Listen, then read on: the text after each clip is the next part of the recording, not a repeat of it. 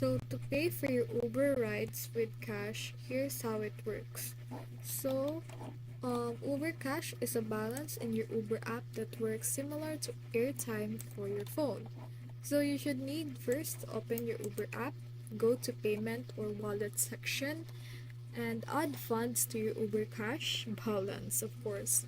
Next is you need to select the amount you want to top up and your preferred payment method. It could be your card, Apple Pay, or PayPal.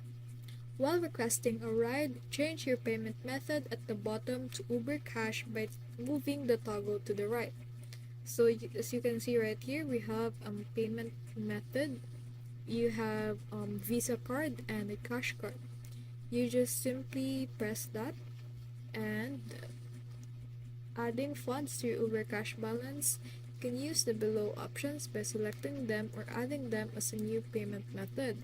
So not only this method are available in Uber app, you can also add EFT where you select online banking, choose your bank.